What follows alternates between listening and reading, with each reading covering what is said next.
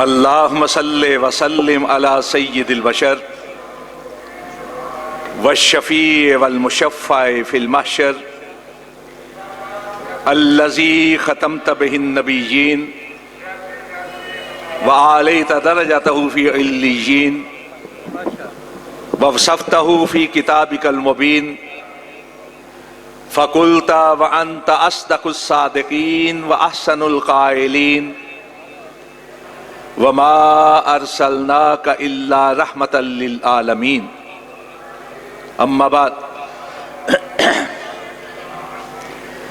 حضرات، آپ کی یہ عظیم الشان کانفرنس سیرت النبی صلی اللہ علیہ وسلم کے موضوع پر ایک حوالہ بن چکی. میں یہ سمجھتا ہوں کہ جس ذوق اور شوق کے ساتھ علماء کرام اور حاضرین یہاں تشریف لاتے ہیں، یہ در حقیقت اس کانفرنس کے منتظمین اور اس کے بانی حضرت حافظ محمد عبداللہ شیخ پوری رحمت اللہ علیہ کے اخلاص کی دلیل. حضرات، ہمارا یہ عقیدہ اور ایمان ہے کہ اس کائنات میں آمنہ کے لال، مکہ کے در یتیم، مدینہ کے تاجدار، نبیوں کے امام، رسولوں کے سردار حضرت محمد مصطفیٰ صلی اللہ علیہ وسلم سے بڑھ کر نہ کوئی پیدا ہوا نہ کوئی ہوگا. مضت الدہور وما اتینا بمثلہ وَلَقَدْ أَتَا فَأَجَزْنَ عَن نُّظَرَائِهِ. صدیاں بیت گئیں، زمانے لد گئے، کوئی آپ کی طرح کا پیدا نہ ہوا، اور جب آپ دنیا میں تشریف لے آئے، اب قیامت قائم ہو جائے، کوئی آپ کی طرح کا پیدا نہیں ہو سکتا. آپ بے مثال ہیں، لاجواب ہیں، عظیم النظیر ہیں. آپ سب سے بڑھ کر اشرف، افضل، اعلیٰ، اولا، کامل، مکمل، اکمل حیثیت میں پیدا کیے گئے. جب آپ سے بڑھ کر کائنات میں کوئی نہیں، تو پھر کون ہے اس کائنات میں جو آپ کی شان، آپ کی شایان شان بیان کرنے کی سکت رکھتا؟ کوئی نہیں ہے. آخرش یہی کہنا پڑے گا کہ زبانیں گنگ ہو جائیں گی، لغات کے الفاظ ختم ہو جائیں گے، لیکن مدینہ کے تاجدار کی شان کو بیان کرنا ممکن نہیں. حضرات، ہمارا یہ عقیدہ اور ایمان ہے. ہم اہل حدیث کا یہ برملا اعلان ہے کہ سب سے بڑھ کر اس کائنات میں صرف آمنہ کے لال، مدینہ کے تاجدار.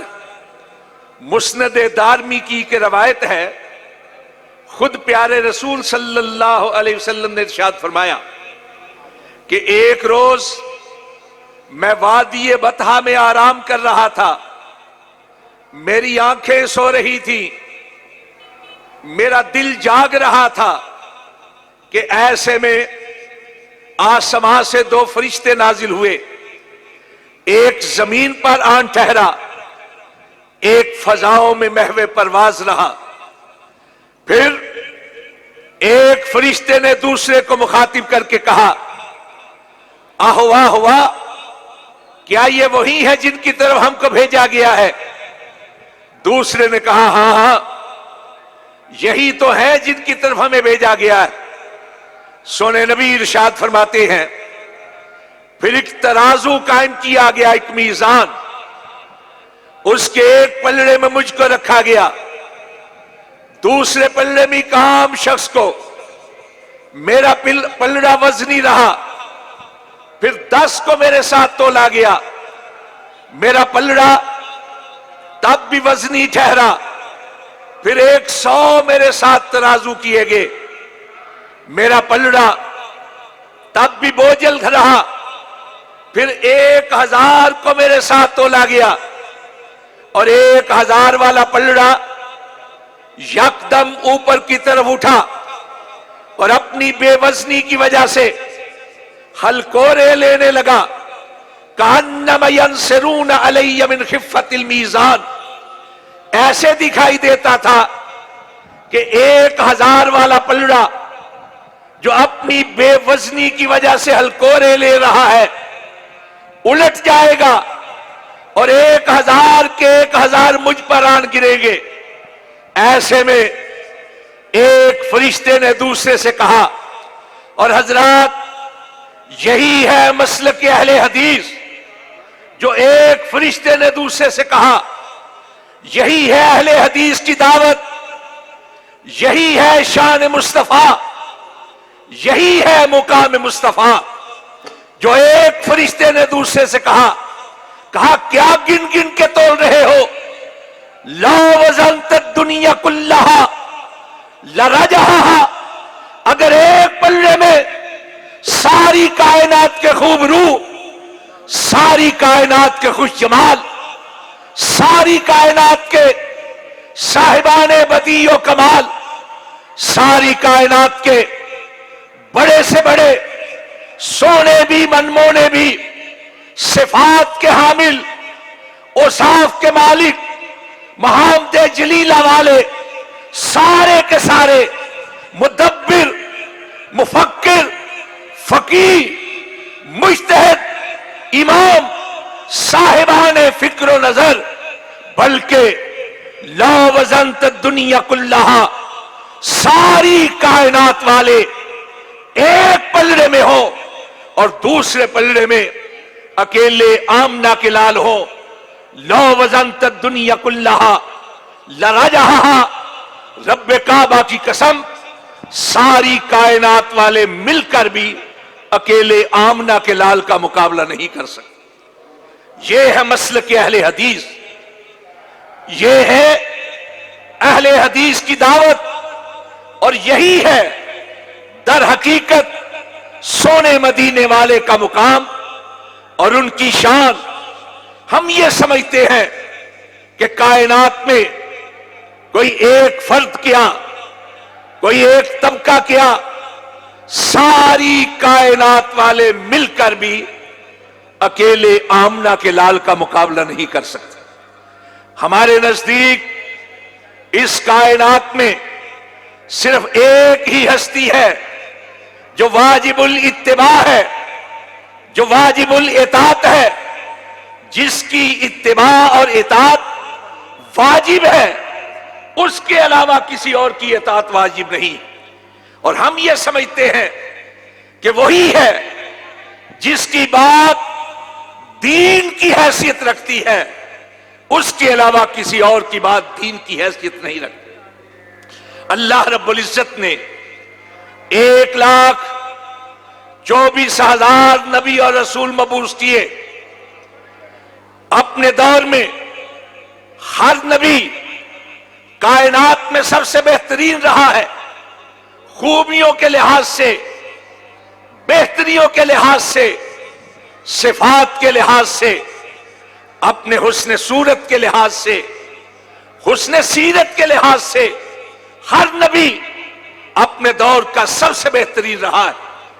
لیکن حضرات ہر ایک نبی کو دوسرے کی نسبت چند خصوصیات سے نوازا گیا، چند خاصیتوں سے نوازا گیا، اور ساری کائنات کے جتنے نبی اور رسول آئے سب کی صفات، سب کے اوصاف، سب کی خوبیاں، سب کی بہتریاں، سب کے محامد جلیلہ، اوصاف حمیدہ اگر کسی کی ذات میں بدرجہ اتم پورے کے پورے جمع کیے گئے ہیں تو وہ کوئی اور نہیں، آمنہ کے لال کی ہستی ہے، مدینہ کے تاجدار کی ہستی ہے۔ یہ ہے اہل حدیث کا عقیدہ اور ایمان۔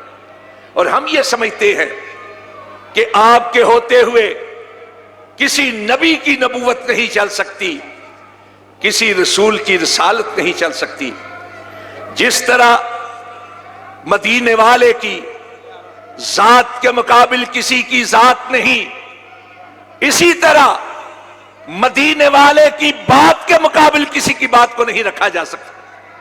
اور وہ دین جو آسمانوں سے نازل ہوا، ان الدین عند اللہ الاسلام، جو آدم علیہ تحیت و تسلیم سے شروع ہوا اور پیارے نبی صلی اللہ علیہ وسلم پر آ کر مکمل ہو گیا، پورا ہو گیا، اور اللہ رب العزت نے اعلان کروایا، جبریل کے ذریعے سے بھیجا، اور وہ اعلان وقت کے سب سے بڑے مجمع کے سامنے کھڑے ہو کر سونے مدینے والے نے خود کیا، اور وہ اعلان آج بھی قرآن مجید میں موجود ہے کہ الیوم اکملت لکم دینکم واتممت علیکم نعمتی ورضیت لکم الاسلام دینا۔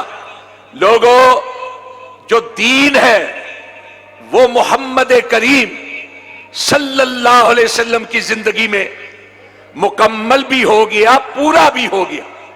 اور یہاں ایک بات عرض کروں، دین بنانا اللہ کا اختیار ہے، اور کیا دین ہے یہ بتانا رسول اللہ کا اختیار ہے۔ یہی وجہ ہے کہ سونے نبی صلی اللہ علیہ وسلم نے رسول رحمت ہونے کے باوجود یہ فرمایا کہ اگر کوئی شخص بدعت کو اختیار کرتا ہے، اس کا نہ حج قبول، نہ عمرہ قبول، نہ روزہ قبول، نہ نماز قبول، نہ صدقہ قبول، اس لیے کہ اس نے بدعت کرنے والے نے اللہ اور اس کے رسول کے اختیار کو اپنے ہاتھ میں لے لیا ہے۔ اللہ کا اختیار ہے کسی چیز کو دین بنانا۔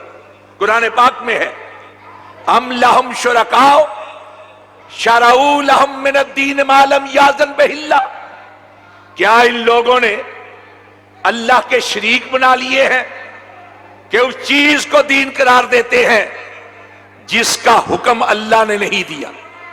دین صرف اللہ کا اختیار ہے، اور کسی چیز کو کہ یہ دین ہے یہ بتانا رسول اللہ کا اختیار ہے۔ جب رسول اللہ نے کہہ دیا یہ دین ہے تو بس۔ میں یہ تمہید عرض کرنے کے بعد ایک دعوت فکر دینا چاہتا ہوں۔ آج کے دن کے حوالے سے اپنے بزرگوں سے پوچھیں، کیا ان کی زندگی میں اس طرح سے اہتمام کبھی ہوا تھا؟ اگر یہ چیز دین کا حصہ ہوتی کہ جس کے اوپر ثواب کا تعین کر دیا جائے اور نہ کرنے والوں کو معاذ اللہ سونے نبی کا گستاخ تک قرار دے دیا جائے، شیطان کہہ دیا جائے، اگر یہ تہوار ہوتا تو کہیں قرآن پاک میں اس کا ذکر ہوتا، احادیث میں اس کا ذکر ہوتا۔ جس طرح عید الفطر تہوار ہے، احادیث بھری پڑی ہے، احادیث کی کتابیں عید الفطر کے تہوار کے ذکر پر، عید الاضحیٰ کے تہوار کے ذکر پر، اگر یہ بھی تہوار ہوتا تو کہیں تو اس کا تذکرہ ہوتا۔ ایک طرف مدینے والے کو غیب دان بھی مانتے ہو، اور پھر اس کے بارے میں یہ بھی کہتے ہو کہ اس نے ذکر نہیں کیا کہ سال بعد ایک دن اتنا بڑا تہوار ہوگا کہ جو منائے گا وہ ہی میرا ہوگا، اور جو نہیں منائے گا وہ معاذ اللہ میرا گستاخ یا شیطان ہوگا۔ اللہ عالم الغیب ہے، اس نے تو قرار دینا تھا۔ کیا ہے کہ رسول پاک نے فرمایا کہ میں سوموار اور جمعرات کا روزہ رکھتا ہوں۔ سوموار کا اس لیے کہ اس روز میں پیدا ہوا اور اس روز مجھے نبی اور رسول بنایا گیا۔ ہم کہتے ہیں کہ اللہ کے نبی نے بتایا تھا نا کہ میں سوموار کو پیدا ہوا۔ اگر اللہ کے سونے نبی نے اپنی پیدائش کا دن بتا دیا ہے تو کسی حدیث میں اپنی پیدائش کی کوئی تاریخ بتائی ہے؟ تاریخ بھی بتا دیتے.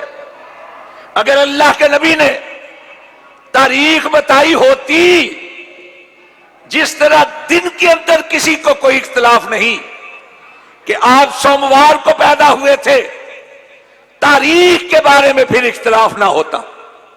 کوئی کہتا ہے مولوی امیر الدین نواں شہر ملتان کے، انہوں نے کہا 5 تاریخ کو پیدا ہوئے تھے. زاد المعاد کے اندر 8 تاریخ، طبقات ابن سعد کے اندر 10 تاریخ. خود مولانا احمد رضا خان نے فتاوی رضویہ کی 26 نمبر جلد کے اندر کئی تاریخوں کا تذکرہ کیا ہے. مفتی امیم الاحسان نے اصح السیر جو مشکات کے حاشیے پر لکھی، اس میں کہا یا آپ 8 کو پیدا ہوئے تھے، یا 9 کو پیدا ہوئے تھے، یا 12 ربیع الاول کو پیدا ہوئے تھے.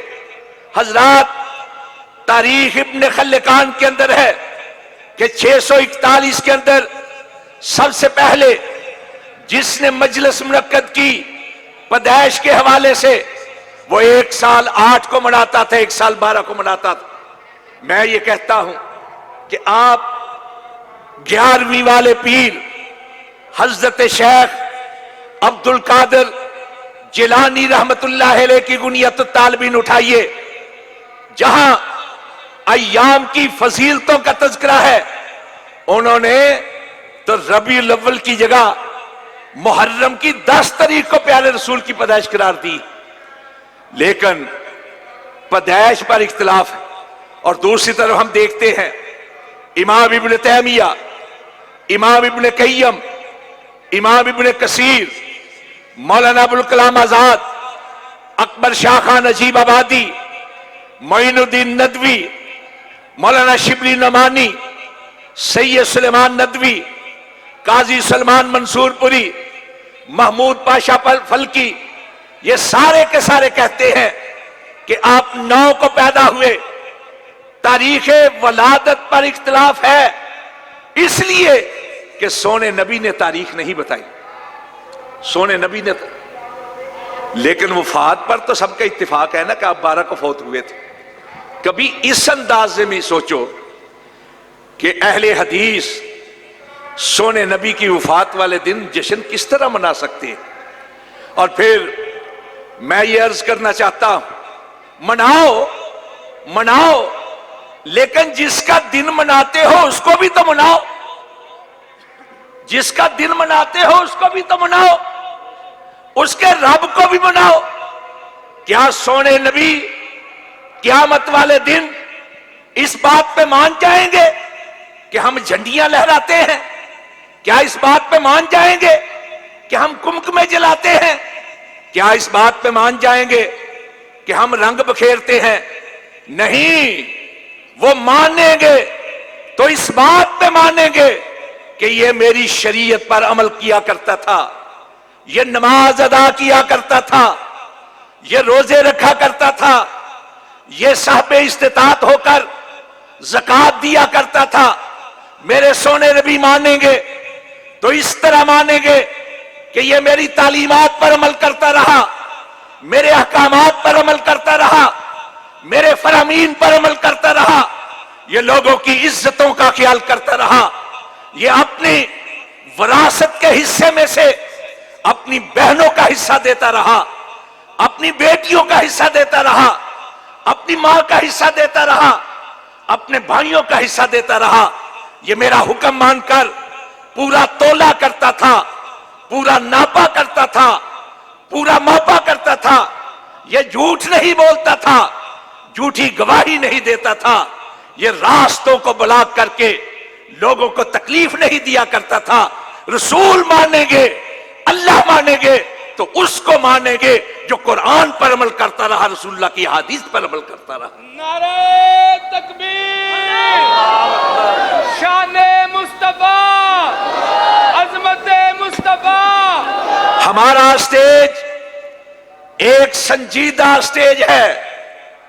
ہم کفر اور نفاق کے فتوے صادر نہیں کرتے، ہم تمہاری طرح انگلیاں اٹھا کر کسی کو گستاخ قرار نہیں دیتے، کسی کو برا نہیں کہتے، بلکہ میں کھلے دل کے ساتھ کہتا ہوں کہ یہ جذبہ، محبت کا جذبہ، یہ لائق ستائش ہے، قابل تعریف ہے۔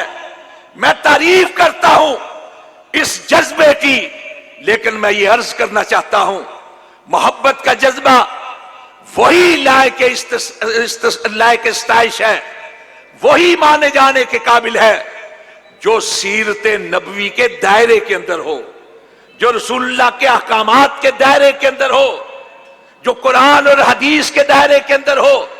ورنہ ہم نے دیکھا کہ عیسائی حضرت عیسیٰ کی محبت میں ایسے بڑے کہ انہوں نے کہنا شروع کر دیا کہ عیسیٰ اللہ کا بیٹا ہے۔ اللہ رب العزت نے قرآن پاک میں اس عقیدے کو جھٹلایا۔ یہودی محبت میں اتنا بڑے کہ انہوں نے کہہ دیا عزیر اللہ کا بیٹا ہے۔ اللہ رب العزت نے اس کی بھی تردید کی اور ہمیں یہ کہا، سونے نبی نے کہا خبردار مجھے اس طرح حد سے نہ بڑھانا جس طرح عیسائیوں نے عیسیٰ کو بڑھا دیا تھا۔ میں اللہ کا بندہ ہوں، اللہ کا رسول ہوں۔ ہم یہ کہتے ہیں کہ اس کائنات میں سونے آمنہ کے لال سے بڑھ کر نہ کوئی ہوا نہ کوئی ہوگا، لیکن محبت وہی محبت ہے جو سونے نبی کے احکامات کے دائرے کے اندر ہو، جو سونے نبی کی سیرت کے دائرے کے اندر۔ میں صرف دعوت فکر کے طور پر ایک واقعہ آپ کے گوش گزار کرنا چاہتا ہوں۔ آپ پیدا ہوئے، آپ کی ولادت ہوئی، سب سے پہلے آپ کی ولادت کی خوشی کا اظہار جس نے عملی طور پر کیا وہ کوئی اور نہیں، آپ کا سگا چچا سردار ابو لہب تھا، جس کو جا کر ایک لونڈی نے بتایا سردار تمہارے مرحوم بھائی کے گھر بیٹا پیدا ہوا، لخت جگر نور چشم پیدا ہوا۔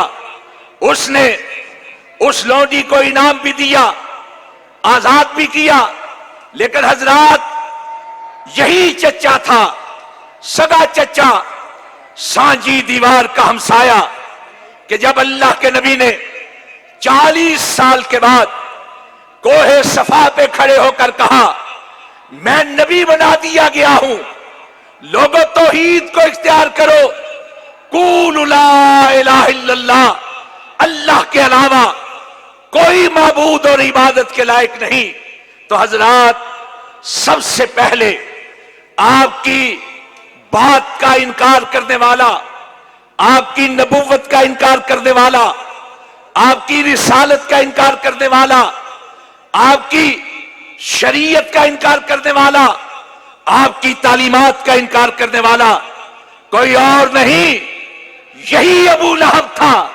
اللہ رب العزت نے یہ نہیں دیکھا کہ اس نے پیدائش کی خوشی منائی تھی، دیکھا تو یہ دیکھا کہ اس نے میرے سونے نبی کی تعلیمات کا انکار کیا ہے۔ قرآن پاک میں سورت نازل ہوئی، آج تک اور قیامت تک ہر پڑھنے والا کہے گا تبت یدا ابی لہب وتب، اے میرے نبی کی بات کا انکار کرنے والے، میری نبی کی رسالت کا انکار کرنے والے، میرے نبی کی سیرت کا انکار کرنے والے، میرے نبی کی تعلیمات کا انکار کرنے والے، میرے نبی کے احکامات کا انکار کرنے والے، اے ابو لہب تو برباد ہو جائے، تیرا ستیہ ناس ہو، تو سونے نبی کی تعلیمات کا انکار کر رہا ہے۔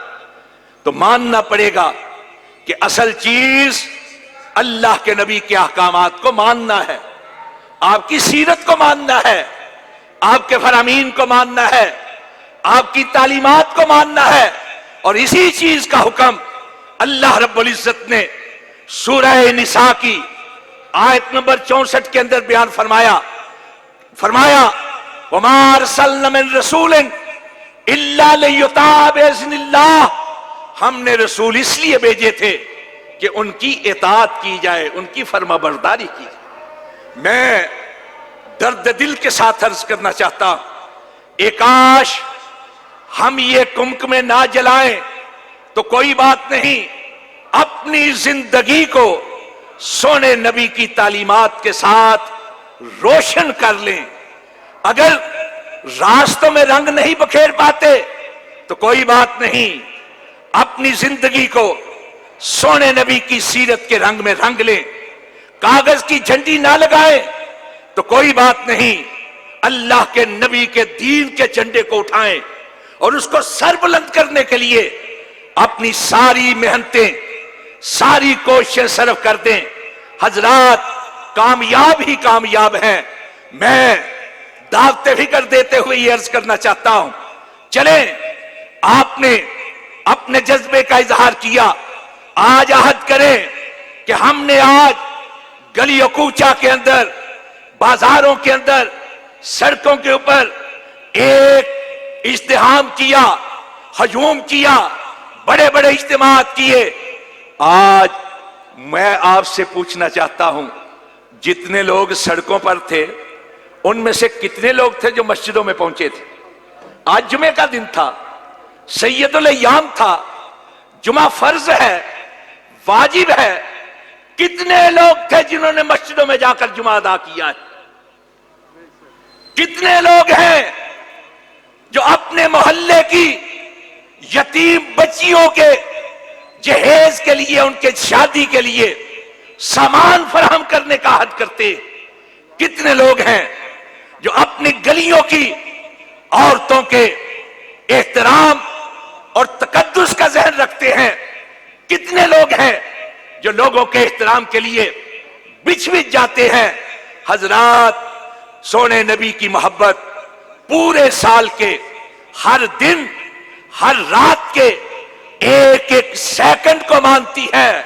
وہ محبت نہیں جو سال کے بعد ایک دن ہمیں گلیوں بازار کے اندر تو لے آئے، لیکن اس دن بھی سونے مدینے والے کی آواز مسجد سے بلند ہو کہ حیا علی الصلاۃ، حیا علی الفلاح۔ ہم نعرے بلند کرتے کرتے سونے نبی کی آواز کو سنے نہیں اور اس پہ لبیک کہتے ہوئے مسجدوں کی طرف نہ جائیں۔ دعوت فکر ہے، دعوت فکر ہے۔ سونے نبی کی محبت یہ ہے، لو کان حبک صادقا لاطاعتہ لأن المحب لمن يحب محب مطیع، کہ محبت صادق یہ ہے کہ محبوب جو کہتا ہے اس کو مان لیا جائے۔ میں یہ دعوت فکر دینا چاہتا ہوں کہ جو دین مدینے والے نے دیا ہے اس کو اپنا لیا جائے۔ اگر کمی ہے آپ کی پیروی میں، آپ کی اتباع میں، اس کمی کو دور کرنے کی کوشش کی جائے۔ لا تقدم بین یدی اللہ، خبردار، نبی سے آگے قدم نہیں بڑھانا، نبی سے آگے قدم نہیں بڑھانا۔ لا تقدم بین یدی اللہ۔ اللہ سمجھنے کی توفیق عطا فرمائے۔ واقول قولی ھذا استغفر اللہ لی ولکم اجمعین۔